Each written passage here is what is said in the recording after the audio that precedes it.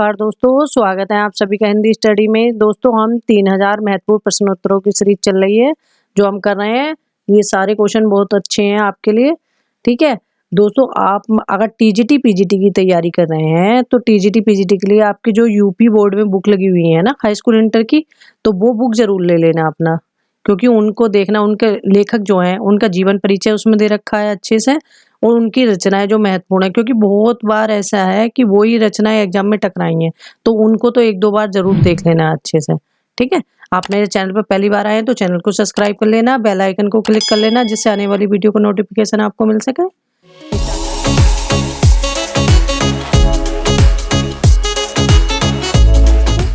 Start करते हैं आज की क्लास। सारे क्वेश्चन बहुत अच्छे हैं और इसमें जो भी आप इन क्वेश्चनों को लगाओ, इन क्वेश्चनों के बाद जहां भी आपको लगता है कि मुझे जरूरत है या ये पूछना ये समझ में नहीं आ रहा है, तो आज कोई भी बात है तो प्लीज कमेंट करके मुझे जरूर बताना, तो मैं आपका रिप्लाई करूंगी, ठीक है। क्योंकि हमें अगर ऐसा तो नहीं है कि कहीं ना कहीं तो हो जाता है कि हाँ समझ में नहीं आ रही है, तो हमें पूछ लेना चाहिए, तो उससे हमारा जो कन्फ्यूजन होता है वो दूर रहता है, क्योंकि दो किताबों से भी हम पढ़ते हैं तो उसमें भी अंतर आता है, ठीक है। और कुछ जैसे संस्कृत के हैं, उसके हैं जो वीडियो जैसे अभी रह रही है ना, तो अभी तो टाइम है, क्योंकि फॉर्म में आपके टीजीटी पीजीटी के तो जैसे आएंगे आपकी तैयारी हो जाएगी। और मैं ऐसा नहीं है कि जितना कोशिश होगी पूरे से पूरे आपकी तैयारी कराने की कोशिश करूंगी। स्टार्ट करते हैं। आज का पहला क्वेश्चन है हमारा, सरिते। सरिते शब्द रूप में कौन सी विभक्ति है? तो इसमें हमें विभक्ति बतानी है कि कौन सी विभक्ति है, ठीक है। अब पहले तो मैं आपको ये बता दूं कि विभक्ति हमारी कितनी होती हैं, क्योंकि एग्जाम में ये क्वेश्चन भी आया है कि विभक्ति कितनी होती हैं।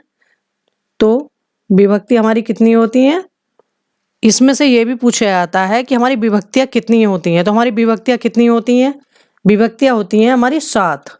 ये क्वेश्चन एग्जाम में आया है कि 7 विभक्ति होती हैं, और 7 विभक्ति में एक जो है संबोधन, संबोधन को विभक्ति नहीं मानते, ठीक है। तो ये भी क्वेश्चन पूछा गया कि किसे विभक्ति में नहीं रखा गया, तो वो है संबोधन।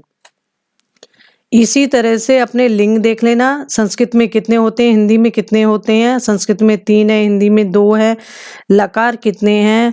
लकार 10 होते हैं। वचन हमारे संस्कृत में 3 है और हिंदी में 2 हैं, ठीक है। और कारक हमारे कितने हैं? कारक हिंदी में हमारे 8 हैं और संस्कृत में कितने हैं? 6 हैं। कुछ और जैसे ऐसी बेसिक बातें रहेंगी, क्योंकि संस्कृत का ज्यादा सिलेबस नहीं है हिंदी के लिए हमारा, लेकिन जो भी है ना मैं उसके थोड़े थोड़ा करके वीडियो आपको डाल दूंगी, तो आपका कंप्लीट हो जाएगा। तो इसका हमारा आंसर क्या होगा? सरिते शब्द रूप में कौन सी विभक्ति है? ये चतुर्थ विभक्ति। नैषधीय चरित रचना के लेखक का नाम बताइए। तो नैषधीय चरित रचना किसकी है? ये श्री हर्ष की है।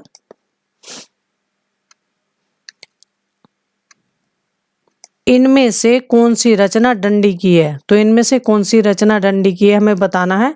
तो यह है 10 कुमार चरितम। किसकी रचना है? दंडी की। और शिवपाल, यह है सॉरी दोस्तों, शिवराज विजय किसकी है? ये अंबिका दत्त व्यास जी की रचना है। मेघदूत कालिदास जी की रचना है। और हर्षचरित बाणभट्ट की रचना है। शिशुपाल वध के लेखक का नाम बताइए। तो शिशुपाल वध जो है इस रचना, इसके लेखक का नाम बताना है, तो वो कौन है? माघ। शिशुपाल वधम माघ की रचना है। रामागृहम गच्छति शब्द का हिंदी अनुवाद कीजिए। तो रामागृहम गच्छति शब्द का हिंदी अनुवाद क्या होगा? राम घर जाता है। सहयुक्ते प्रधाने में कौन सा कारक है? तो सहयुक्ते प्रधाने में कौन सा कारक है हमें बताना है। तो इसमें कारक है करण कारक, ठीक है। अभी मैं आपको बता रही थी कारक कितने होते हैं हमारे। कारक हमारे 6 होते हैं, और कारक ये सहयुक्ते प्रधाने हैं, तो इसमें हमारे करण कारक है। तो करण कारक में क्या क्या आता है हमारा? जैसे येन अंग विकारा, तो किसी अंग में अगर कोई विकार है तो उसके लिए कौन सा आएगा? उसके लिए भी तृतीय विभक्ति और करण कारक, ठीक है। क्योंकि 2-3 चीजें इससे ज्यादातर पूछी गई हैं अभी तक, या तो ये सहयुक्त प्रधाने या ये ना अंग विकारा, ठीक है। तो अगर अंग में कोई विकार, जैसे आंख से काना, हाथ से अक्षणा काणा, ये पदेन खंजना, तो इस तरह से उसमें भी क्या होती है? कौन सी विभक्ति होती है? उसमें तृतीय विभक्ति होती है और करण कारक होता है। आगे देखते हैं। प्रजया स्वाति शब्द में कौन सा कारक है? तो इसमें कौन सा कारक है? नमः स्वाति स्वाहा। तो इसमें कौन सा कारक है? संप्रदान कारक। ठीक है, तो ये जो आते हैं नमः स्वाति स्वाहा, कुछ भी आ जाए, जैसे ये स्वाति आया ना, तो यहाँ नमः आ जाए, स्वाति स्वाहा, तो इस तरह से उनमें कौन सा कारक होगा? संप्रदान कारक। और विभक्ति चतुर्थ विभक्ति होगी। किसी रुचि के अर्थ में, मतलब किसी को कुछ अच्छा लगता है, पसंद है, तो रुच्यार्थना, तो उस रुचि के, अगर यहाँ रुचि लिखा हुआ था तब भी आपका संप्रदान कारक और चतुर्थी विभक्ति होता। और यह क्रोध के अर्थ में, कि क्रोध करना या मतलब किसी से ईर्ष्या करना, या क्रोध या ईर्ष्या कुछ लिखा हुआ आता है ना, तो उसके लिए भी क्या आता है? संप्रदान कारक। ठीक है, चतुर्थी विभक्ति। अपीवत धातु में कौन सा लकार है? अपीवत धातु में कौन सा लकार है? तो इसमें कौन सा लकार है? ये है लट लकार। तो हमारे लकार कितने होते हैं? लकार हमारे 10 होते हैं, क्योंकि ये क्वेश्चन एग्जाम में पूछा गया है कि लकार हमारे कितने होते हैं संस्कृत में? 10 होते हैं। और एक क्वेश्चन और आता है, लेट लकार का प्रयोग किसमें होता है? तो लेट लकार जो है उसका प्रयोग वेदों में होता है। अब इसमें जैसे अपीवत, तो अपीवत, तो इसी से आपको क्या जब तुम आप सारे ना ये धातु रूप याद करोगे ना, एक याद कर लो, जैसे पढ़ती, पढ़ता, पठंती, पढ़सी, पढ़ता, पठत, पठामी, पठावा, पठामा, इस तरह से याद कर लो। ठीक है, तो आपके इस तरह से आसानी से याद हो जाएंगे। तो इसमें है ये थोड़ा सा यहाँ पे ना ये मिस्टेक है, शायद मिसप्रिंट है थोड़ी सी, लट लकार। ठीक है, तो अब इसमें जैसे ए आ गया, तो ये क्या है हमारा? भूतकाल। लट लकार भूतकाल। तो ये जो लट लकार प्रयोग होता है, अपीवत, अपीवताम है, अपठत, अपठताम, तो इस तरह से ये किसके लिए प्रयोग होता है? भूतकाल के लिए प्रयोग होता है। थोड़ा सा इसके लिए एक्सप्लेन से बता दूं कि धातु रूप किसे कहते हैं, मतलब धातु किसे कहते हैं? तो क्रिया के मूल रूप को धातु कहते हैं। ये क्वेश्चन ऐसे ही पूछा गया है कि क्रिया के मूल रूप को क्या कहते हैं? धातु कहते हैं। लट लकार वर्तमान काल, लिट लकार भविष्य काल, लोट लकार आज्ञा के अर्थ में प्रयोग होता है, और विधिलिंग लकार चाहिए के अर्थ में प्रयोग होता है। क्योंकि ये पूछा गया है कि चाहिए के अर्थ में किसे प्रयोग करते हैं? विधिलिंग लकार को, और मतलब भूतकाल के लिए किसे प्रयोग करते हैं? लंग लकार को। इस तरह से ये क्वेश्चन भी पूछे गए हैं एग्जाम में। ठीक है, और इसकी फिर लकार से संबंधित धातु है, ये है ना शब्द रूप, कुछ 1-2 वीडियो मैं बना दूंगी, जिस मैंने तैयारी की थी ना शॉर्ट रूप में, तो आपको वो ही ट्रिक दे दूंगी। आगे देखते हैं, 63 धातु रूप में कौन सा लकार है? तो इसमें कौन सा लकार है? तो इसमें है लट लकार। इसमें कौन सा लकार है? लट लकार। तो ये हमारा कौन सा है? ये इसमें ना लिट लकार है, 63, ये ना, ये है ना लिट लकार। तो लिट लकार ये भविष्य काल के लिए प्रयोग होता है, जैसे पठिष्यति, पठिष्यता, पठिष्यामि। ठीक है, आगे देखते हैं, ज्ञानश्रेयी शाखा के प्रमुख कवि हैं। तो ज्ञानश्रेयी शाखा के कवि बताने हमें, तो इसमें कौन से हैं? वे हैं कबीरदास। प्रेम वाटिका नामक ग्रंथ के रचयिता हैं। तो प्रेम वाटिका नामक ग्रंथ के लेखक हैं। तो प्रेम वाटिका नामक ग्रंथ के लेखक कौन है? ये रसखान की रचना है। प्रेम वाटिका किसकी रचना है? रसखान की। निम्नलिखित में से कौन सी रचना पुष्पदंत की नहीं है? तो पुष्पदंत की कौन सी रचना नहीं है? ये है पांचचर्युम। पांचचर्युम किसकी है? स्वयंभू की रचना है। पांचचर्युम किसकी रचना है? विमल सूरी की रचना है। केवल चर्युम की अंतर है यहाँ, ये है ना ऊ में, चर्युम माँ लगा हुआ है उसमें, इस तरह से। ठीक है, तो वो विमल सूरी की रचना है। पांचचर्युम किसकी हो गई? ये स्वयंभू की रचना है। इसमें महापुराण, जय कुमार चर्यू, जस कुमार चर्यू, ये किनकी? पुष्पदंत की रचना है। आगे देखते हैं, मैथिली बोली के लोकप्रिय कवि हैं। तो मैथिली बोली के लोकप्रिय कवि कौन है? ये तो सभी जानते हैं, विद्यापति। ठीक है, इन्हें मैथिल कोकिल भी कहा जाता है। किस लिए? पदावली के लिए। इनकी पदावली जो है किस भाषा में है? मैथिली भाषा में।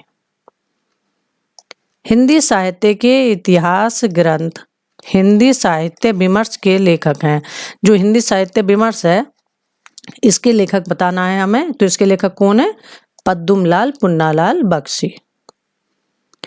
प्रेम मार्गी कभी नहीं है, तो प्रेम मार्गी कभी नहीं है, हमें इसमें बताना है, क्वेश्चन को हमेशा अच्छे से पढ़ना है कि कभी नहीं है। प्रेम मार्गी कवि कौन से नहीं है इसमें? सूरदास।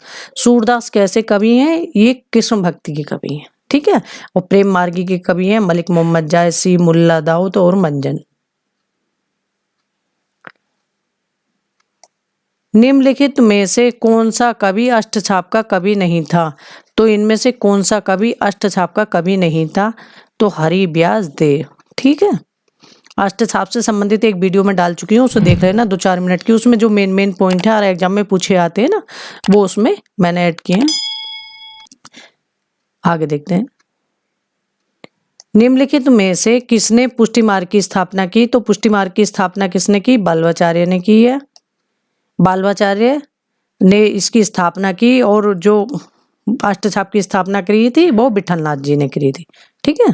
अष्टछाप में 8 कवि थे, जिसकी स्थापना 1565 ईस्वी में विठलनाथ जी के द्वारा की गई थी। इसमें 4 शिष्य बालवाचार्य जी के थे और 4 विठलनाथ जी के शिष्य थे।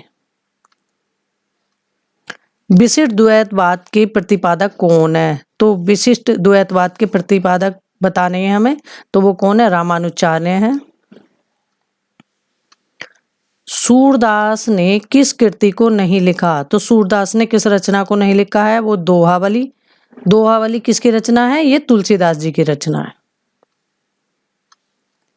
निम्नलिखित में से कौन सा नाटक जयशंकर प्रसाद द्वारा रचित है? तो जयशंकर प्रसाद जी का नाटक कौन सा है? वो है ध्रुव स्वामिनी।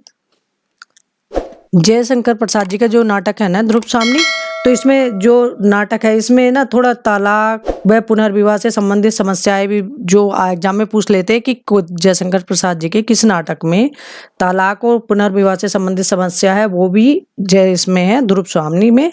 और ध्रुव स्वामिनी नाटक इनका ऐसा था जो रंगमंचीयता की मतलब नज़र से मतलब क्या कहना चाहिए, रंगमंचीयता की नज़र से अच्छा था, मतलब ये वो खेल सकते थे रंगमंच पे, इस तरह से था। बाकी इनके नाटक इतने बड़े होते थे, कथन वो कि मतलब संवाद इस तरह से कि मंच पे मतलब उसके कर नहीं सकते थे, इस तरह से ना। आगे देखते हैं। और नाटक में ना ये सारे देख लेना, क्योंकि नाटक से संबंधित एक जो वीडियो मैं बना चुकी हूँ, थोड़ा एक्सप्लेन करके बनाई है, वो देख लेना, क्योंकि उसमें दे रखा है, जैसे मैंने बताया कि अभिनीत नाटक कौन सा है, समस्या का नाटक के जन्मदाता कौन है, इस तरह से ये नाटक भी, क्योंकि ये क्वेश्चन भी एग्जाम में बहुत पूछे आते हैं। ब्रजभाषा आधुनिक कालीन प्रसिद्ध कवि हैं, तो ब्रजभाषा आधुनिक कालीन प्रसिद्ध कवि बताने हैं, तो वो हमारे कौन से हैं? इसमें है जगन्नाथ दास रत्नाकर, ठीक है। आधुनिक काल क्या? जगन्नाथ दास रत्नाकर और सत्यनारायण कविरत्न, 2 लेखक ऐसे थे जिन्होंने द्विवेदी युग में भी, जबकि पद की भाषा भी खड़ी बोली बन चुकी थी, लेकिन उस समय भी ये 2 लेखक ऐसे थे, जगन्नाथ दास रत्नाकर जी और सत्यनारायण कविरत्न, कि इन दोनों ने ब्रज भाषा में ही रचना की, ठीक है। तो ये ब्रज भाषा के ही मर्मज्ञ कवि थे। और इनसे 1-2 क्वेश्चन जैसे और भी बनते हैं कि जगन्नाथ दास मतलब रीति काल और भक्ति काल के समन्वयक कवि भी कहा जाता है जगन्नाथ दास रत्नाकर को, ठीक है। और सत्यनारायण कविरत्न को ब्रज कोकिल कहा जाता है। ये 2 लेखक बहुत महत्वपूर्ण है, ये ब्रज भाषा के ही लेखक हैं दोनों लेखक। आगे देखते हैं। पराधीन सपनेहु सुख नाही पंक्ति लिखी गई है, तो किसके द्वारा लिखी गई है पंक्ति कि पराधीन सपनेहु सुख नाही? तो ये पंक्तियां हैं तुलसीदास जी की। नीचे दिए गए नामों में से कौन से कवि बालवाचार्य के शिष्य नहीं है? तो इसमें बालवाचार्य के शिष्य नहीं है बताना। तुम अष्टछाप के सारे कवियों को जानोगे तभी बता पाओगे कि इसमें कौन से नहीं है, ठीक है। तो इसमें कौन से नहीं है? चतुर्भुज दास। ये किनके हैं? बालवाचार्य उस विठलनाथ जी के। सूर कुम्मन परमानंद कृष्ण, सूर कुम्मन परमानंद कृष्ण, ये 4 शिष्य किनके हैं? बालवाचार्य की। छीत गोविंद चतुर्भुज नंद, ये 4 शिष्य हैं किनके हैं? विठलनाथ जी के, ठीक है। तो ये विठलनाथ जी के शिष्य हैं। जब हम प्रीति उदारता और भल मन साहत का बर्ताव करते हैं तब वे यही समझते हैं कि हम उनसे घृणा कर रहे हैं और हम चाहें उनका जितना भी उपकार करें बदले में हमें अपकार ही मिलेगा, यह कथन किस निबंध से लिया गया है? तो ये घृणा से लिया गया है। और ये निबंध किनका है? रामचंद्र शुक्ल जी का निबंध है, जिससे ये लिया गया है घृणा, चिंतामणि में से लिया गया, चिंतामणि भाग 1 से ये लिया गया। अशोक के फूल निबंध है, तो अशोक के फूल किसका निबंध है? ये हजारी प्रसाद द्विवेदी जी का है। हजारी प्रसाद द्विवेदी जी ललित निबंधों के लिए प्रसिद्ध है, एग्जाम में पूछा गया क्वेश्चन है। तो ललित निबंधकार कौन है? हजारी प्रसाद द्विवेदी। और इनका निबंध है शिरीष के फूल। ये कैसा निबंध है? ये ललित निबंध है इनका, ठीक है, जिसमें ललित निबंध वो कि जिनमें भाव पक्ष की प्रधानता होती है। भाग क्या? जिसमें हृदय को मतलब महत्व दिया जाता है। खड़ी बोली में प्रथम महाकाव्य प्रियप्रवास के लेखक हैं, तो प्रियप्रवास खड़ी बोली का प्रथम महाकाव्य कौन सा है? प्रियप्रवास। एक क्वेश्चन आपका ये हो गया। और प्रियप्रवास के लेखक कौन है? अयोध्या सिंह उपाध्याय हरिओद। इनका पूरा नाम भी एग्जाम में आता है पूछने के लिए कि अयोध्या सिंह हरिओद का पूरा नाम क्या है? हरिओद या हरिओद दे देंगे या इनका उपनाम पूछ लेंगे, इसलिए लेखकों के उपनाम भी आपको पता होने चाहिए, एग्जाम में पूछे आते हैं। आगे देखते हैं। निम्न में से कौन सा समूह आचार्य हजारी प्रसाद द्विवेदी के उपन्यासों को दर्शाता है? तो इसमें से कौन सा है जो हजारी प्रसाद के उपन्यासों को दर्शाता है? वो ऑप्शन बी सही है। बाण भट्ट की आत्मकथा, चारूचंद लेख, पुनर्वा, अनाम दास का पोथा। ठीक है, बाण भट्ट की जो आत्मकथा है, इसमें कई बार क्या सोच लेते हैं बच्चे कि जैसे आत्मकथा दे रखा तो ये आत्मकथा होगी, ये इनका उपन्यास है। ठीक है। नहुस नाटक के लेखक हैं बाबू गिरधर दास का भारतेंदु हरिचंद से क्या संबंध है? तो भारतेंदु हरिचंद से गिरधर दास का क्या संबंध था? ये पिता पुत्र थे। ठीक है, भारतेंदु जी के पिता का नाम क्या था? गिरधर दास। तो ये क्या थे? इनके पिता। निम्न में से कौन सी रचना महादेवी वर्मा की नहीं है? तो महादेवी वर्मा की कौन सी रचना नहीं है हमें बताना है। तो ये है आंगन के पार द्वार। आंगन के पार द्वार किसकी रचना है? ये अज्ञे जी की रचना है। यामा, दीपशिखा, संध्या गीत, निर्जा, ये सब किनकी हैं? महादेवी वर्मा जी की है। यामा के लिए इन्हें ज्ञानपीठ पुरस्कार भी मिला था। और महादेवी वर्मा को आधुनिक युग की मीरा भी कहा जाता है। निम्न पंक्तियां किस प्रसिद्ध लंबी कविता से ली गई हैं? प्रतिपल, परिवर्तित, व्यूह भेद, कौशल समूह, राक्षस विरुद्ध, पृथ्वी, क्रुद्ध, कपि विषम। ये पंक्तियां किससे ली गई हैं? तो ये राम की शक्ति पूजा से ली गई है। राम की शक्ति पूजा किसकी रचना है? निराला जी की रचना है। और एक क्वेश्चन इससे और पूछा जाता है कि किसमें संकलित है? तो जो अनामिका है इनका काव्य संग्रह, उसमें संकलित है राम की शक्ति पूजा। ठीक है। बादल राग जो है इसकी लेखक कौन है? तो बादल राग के लेखक बताने हैं, तो वो है निराला जी। और जो बादल राग रचना है निराला जी की, ये 6 खंडों में विभक्त है। ये क्वेश्चन भी पूछा गया है इससे।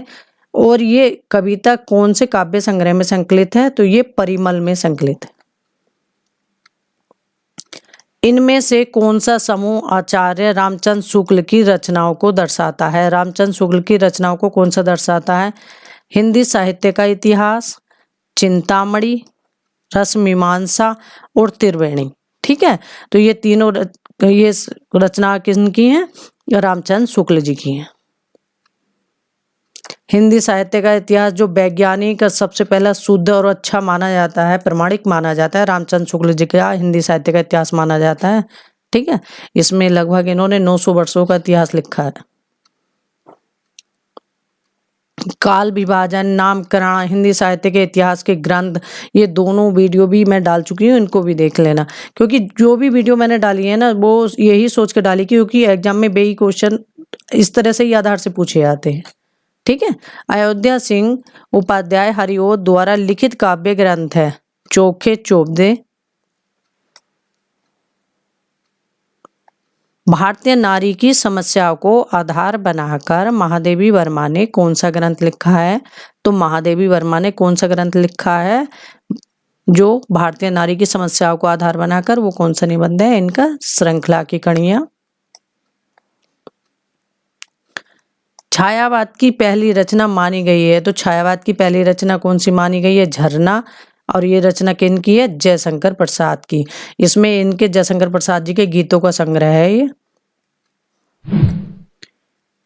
प्रिय स्वतंत्र रव अमृत मंत्र नव पंक्ति वाली कविता का संबंध है, तो ये पंक्तियां किस कविता से ले हैं? तो इनका संबंध किससे है? किसकी कविता है ये जयशंकर प्रसाद जी की कविता है। आगे देखते हैं। अनामिका काव्य किसके द्वारा रचित है? तो अनामिका किसके द्वारा रचित काव्य है? निराला जी का है। हिंदी में गीति नाट्य परंपरा की प्रथम रचना और उसके रचनाकार हैं, तो गीति नाट्य परंपरा की प्रथम रचना, उसके रचनाकार कौन है? वे हैं करुणालय और जयशंकर प्रसाद। तो जयशंकर प्रसाद की रचना है करुणालय और एक गीति नाट्य परंपरा का प्रथम रचना है। आज्ञे की असाध्य वीणा किस प्रकार की काव्य कृति है? तो ये किस प्रकार की काव्य कृति है? तो ये है प्रलंब काव्य या लंबी कविता, क्योंकि एग्जाम में जैसे ये दे रखा प्रलंब काव्य ये भी आता है या लंबी कविता, दोनों में से कोई सा भी दे देते हैं इसमें से, ये या है काव्य या लंबी कविता। ठीक है। चांद का मुंह टेढ़ा के लेखक हैं। चांद का मुंह टेढ़ा किसकी रचना है? ये मुक्तिबोध जी की रचना है। और मुक्तिबोध किस लिए प्रसिद्ध है? फैंटेसी के लिए। इनकी ब्रह्म राक्षस जो है लंबी कविता वो फैंटेसी में लिखी हुई है। स्त्री विमर्श का उद्देश्य है, तो स्त्री विमर्श का उद्देश्य क्या है? यह है इनमें से सभी। स्त्री अस्मिता की खोज, पुरुष प्रभुत्व का विरोध, स्त्रियों की रचनाशीलता की परंपरा की पहचान। आगे देखते हैं। सबसे बड़ा सिपहिया के रचनाकार कौन है? तो सबसे बड़ा सिपहिया किसकी रचना है? वीरेंद्र जैन की है। आज्ञा की रचना है, तो आज्ञा की रचना कौन सी है इसमें से? हरी घास पर छड़वर। डॉक्टर संपूर्णानंद की रचना का नाम है, तो संपूर्णानंद जो है इनकी रचना का नाम क्या है? ये भाषा की शक्ति।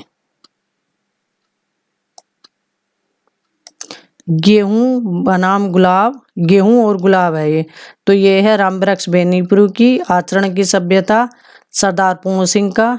हिंदी भाषा की उत्पत्ति ये शायद श्याम सुंदर दास की, इसका ध्यान नहीं आ रहा। ठीक है। उत्तर कबीर पर व्यास सम्मान पाने वाले रचनाकार हैं, तो उत्तर कबीर पर जो व्यास सम्मान पाने वाले रचनाकार इनमें से कौन से हैं? तो वो है केदारनाथ सिंह। आज्ञे का पूरा नाम क्या है? तो आज्ञे का पूरा नाम क्या है? सच्चिदानंद हीरानंद बादशाहन आज्ञे। केदारनाथ किस सप्तक के केदारनाथ किस सप्तक के संकलित कवि हैं? तो किस सप्तक के कवि हैं केदारनाथ? तो वो हैं तीसरे सप्तक के। सप्तक से संबंधित भी एक वीडियो बनाई है, उसको देख लेना, क्योंकि सप्तक से संबंधित एक क्वेश्चन हमेशा आता है इनके चारों सप्तक के बारे में। ये लेखक पूछ लेंगे, इनका संपादन किसने किया और किस किस सन में हुआ। सन 1954 में प्रकाशित नई पत्रिका के संपादक थे, तो नई पत्रिका के संपादक कौन थे? जगदीश गुप्त। आगे देखते हैं। हरिबिंदी, हरिबिंदी किस साहित्यकार की कहानी है? तो ये हरिबिंदी किसकी है? ये मृदुला की। हरिबिंदी कौन लगाती है? मृदुला। ये आज आपके यहाँ तक क्वेश्चन कंप्लीट हो गए। ठीक है। इसी क्रम में आगे नेक्स्ट वीडियो बनाएंगे और आगे के जो क्वेश्चन रह गए उन्हें कंप्लीट करेंगे। उसके बाद जैसे जैसे आपके टॉपिक हैं किस तरह से आपके साथ कंप्लीट कराऊंगी, और जो भी बुक है आपके पास पढ़ते रहो, बार बार रिवीजन करते रहो। कहीं भी कोई कंफ्यूजन है तो तुरंत मुझे कमेंट करके बताना। ठीक है। थैंक यू दोस्तों मेरी वीडियो देखने के लिए।